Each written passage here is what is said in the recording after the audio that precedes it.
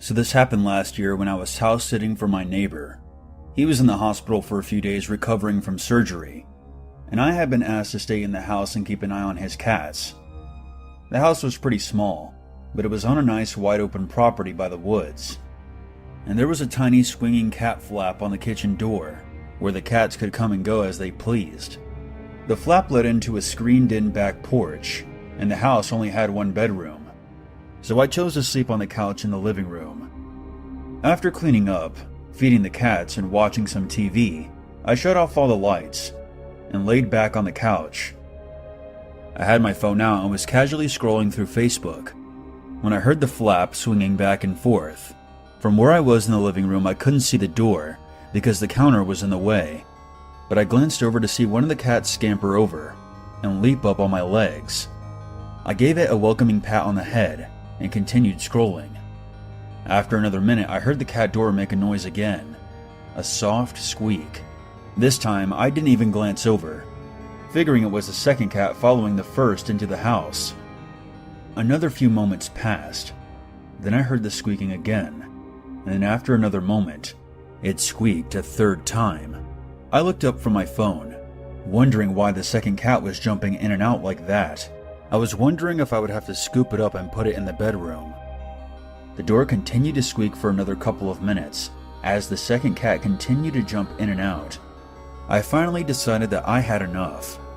I put my phone down and sat up on the couch. I began to stretch. As I did, I happened to glance behind the couch, and my blood froze. The second cat was curled up in its bed in the corner, and the first cat was still nestled between my legs. My confusion turned to fear instantly. Was there another animal on the back porch? Another cat, maybe? I slowly stood up and carefully made my way over to the back door, tiptoeing across the carpet in my socks. The door made a squeaking noise again. I peered around the counter and felt the sensation of my heart leaping up into my throat. And at the same moment, my stomach dropped. By the faint rays of the nightlight in the hallway, I saw an arm reaching through the cat door, straining to get at the knob. The fingertips were brushing at the lock. For a few short seconds, all I could do was stare in terror, frozen by the surreal silent reality of what I was experiencing. It almost didn't feel real. The severity of the situation hit me, and I realized that if the intruder got in, I wasn't going to stand a chance. I grabbed a large two-pronged fork that was used for flipping steaks on a grill, and in one swift motion, I stabbed at the arm right below the wrist as hard as I could. There came a thunderous scream of pain from the other side of the door.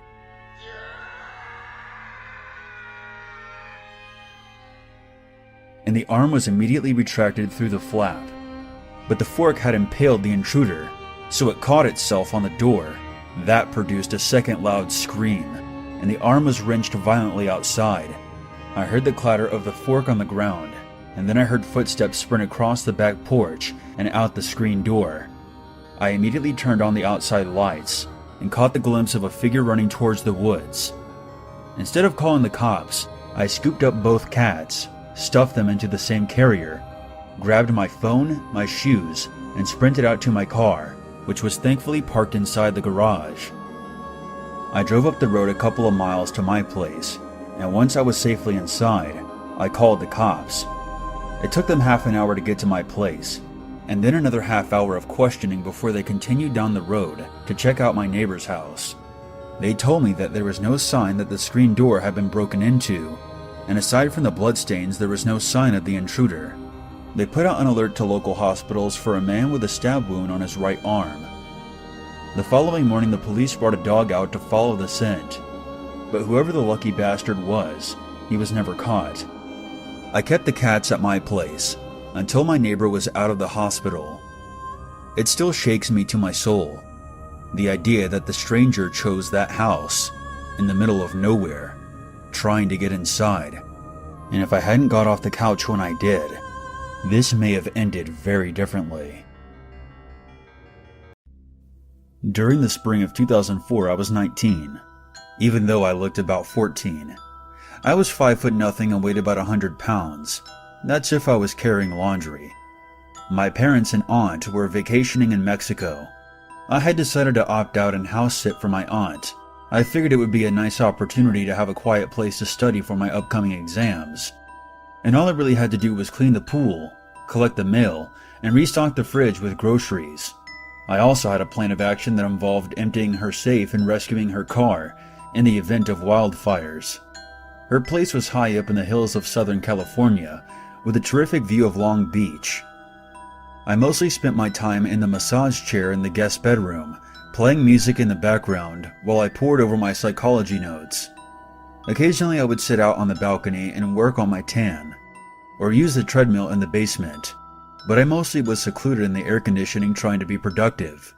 Every night I would set the alarm and make sure the security cameras were working before I went to bed.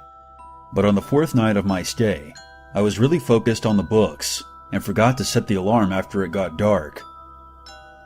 At about 1:30 a.m., I paused to take a break. That's when I realized how late it was. My stomach sank as I remembered that the basement door was unlocked, and I had to secure it before setting the alarm. Before heading downstairs, I wandered into the study to get a look at the security cameras just to be safe. I remembered thinking to myself, what are the chances that someone may actually be inside the house? As soon as I finished processing that thought, I saw the figure on the basement stairs. I remembered my mouth falling open and making a small croaking sound. There was a middle-aged, balding man with glasses, slowly making his way up the stairs. And to make the situation even more unnerving, in one of his hands he was holding a balloon. I stared at the cameras as he reached the top of the basement stairs and looked around before cautiously setting foot into the kitchen. My first thought was to slam the door, lock it, and call the cops. But deep down, I knew it would take the police between 10 and 12 minutes just to make it out here, and in that time, this guy could easily overpower me and drag me into the night. I suppose I could have hidden somewhere as well, but I didn't like the idea of trying to stay quiet while he wandered from room to room, searching for me. Instead, I decided to go on the offensive and try something, and it was both incredibly daring and amazingly stupid. I tiptoed back into my room, turned up the music, and then made a loud production of exiting the room, pounding my feet down the hall. I called out as loud as possible, "Marcus, I swear I heard something downstairs. Put on your shirt and grab the key to the gun cabinet." I was positive my voice was quivering as I said it, but I figured the music playing in the background would hide that fact well enough. I paused for a few seconds, waiting to see if he would call my bluff. But when all I heard was the silence from down below, I power-walked back into the study, locked the door, and checked the cameras. Sure enough, he was scampering out of the basement door like a frightened squirrel. I watched him run across the backyard, around the pool, and disappear between the hedges. As soon as he was clear of the house, he let go of the balloon, and I watched it from my window as it lazily floated away towards the Pacific. I ran downstairs, locked the basement door, set the alarm, and called the cops. I also called my parents and aunt and told them what happened, asking them how I could rewind the footage to show the police. My aunt asked me why I didn't just hit the panic alarm on the security pad, and I had to admit that I hadn't even thought of that. To make a long story short, the police caught the guy a week later. He was sleeping in his car in a grocery store parking lot. Everyone always asked me what I thought the balloon was all about, and if I had to guess, I think it was a gift. This guy must have seen me a few times outside the house, surmised that I was alone, and assumed I was much younger than I really was. I have no idea if the guy is still in prison, but regardless of where he is, I kind of hope he hears this and feels stupid. He got scared away by nothing but the empty threat of a panicked girl, with the strength of a malnourished gerbil. My name is Jack, and this is the story about me and my friends who were almost the victims of a home invasion.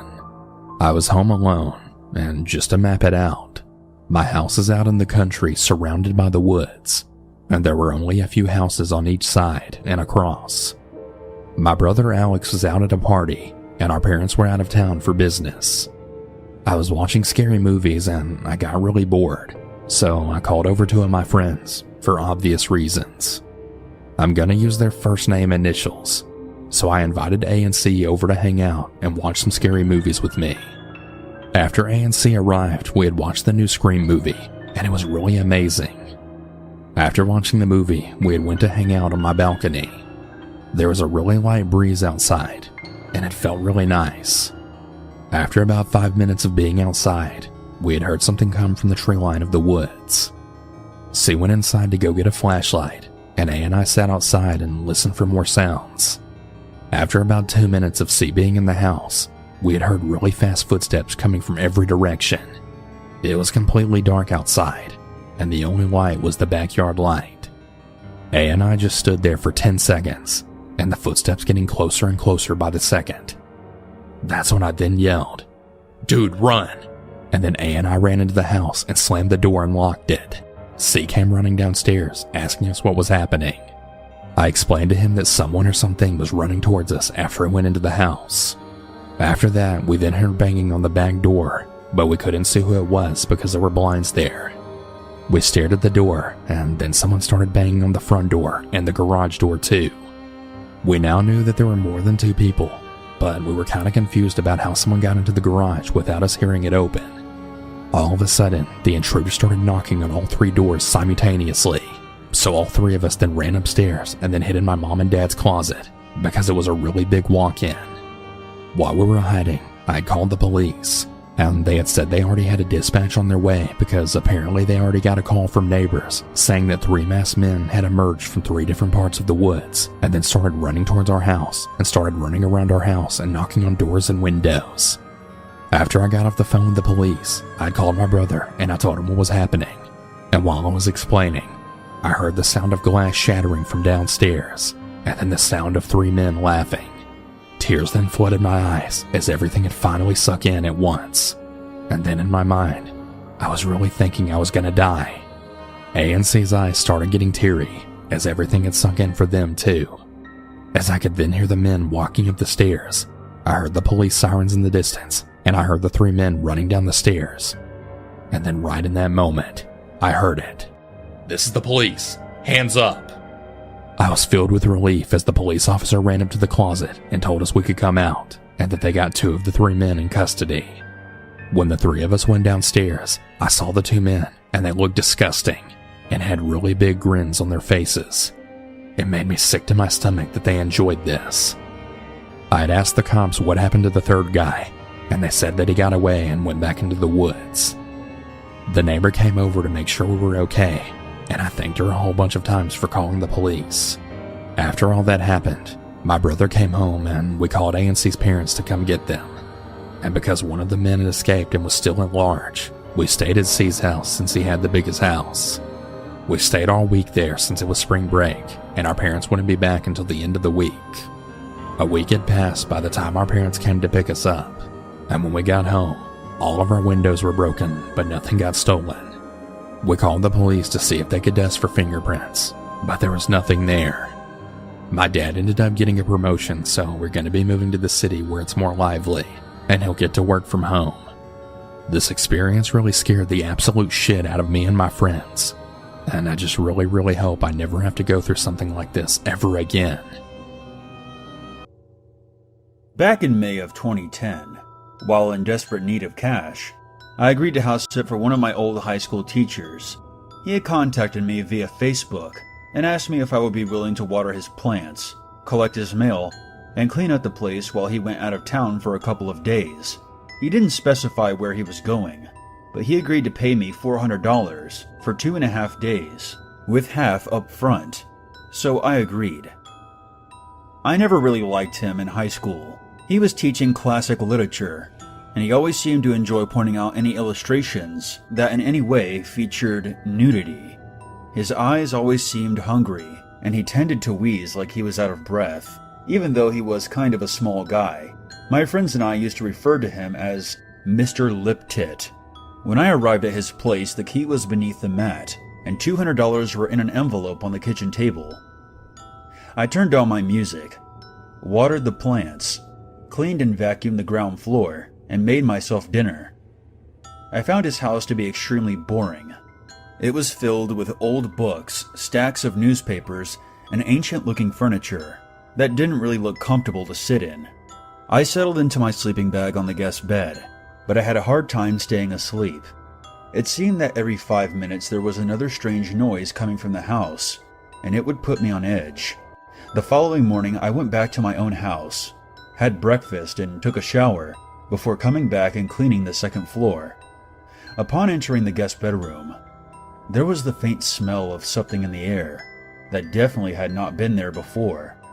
And what's more, I could have sworn that my sleeping bag was in a slightly different position when I had left it that morning. I started getting a bad vibe. I decided that night that I would sleep downstairs in the living room. I finished cleaning just after 10 p.m. I made some popcorn and enjoyed some cable TV, which I didn't have at my place.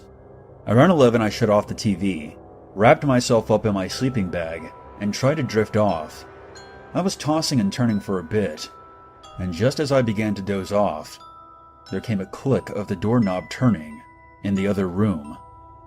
I glanced over, and I swear by any god you choose, Mr. Liptak emerged from the pantry wearing only his socks. He then slowly turned the corner and made his way upstairs. I grabbed my phone and my keys and exited out the back door quietly. I ran around front to get into my car and sped home, where I immediately called the cops. I didn't know exactly how to explain the situation to them. I mean, he wasn't breaking and entering. It was his house. But when I explained to the operator that he had deceived me into thinking that he was gone, they sent out a patrol car. I had to collect the stuff that I had left at his house anyway. When the police arrived, Mr. Liptak answered the door wearing my sleeping bag over his shoulders. The police discovered a butler's cupboard, which was a secret room in the pantry that I wasn't aware of, where he had been hiding with a digital camera. He had taken a few dozen photos of me all around the house, most of which when I was sleeping. I showed the police the Facebook messages he sent me, assuring me that he would be out of town, and they arrested him. I collected all my remaining stuff, but left the sleeping bag. I didn't waste any time getting a restraining order against him. Mr. Liptak made bail, but actually died of a heart attack a few weeks later after being rear-ended in his car at a stoplight. I never got the rest of my money.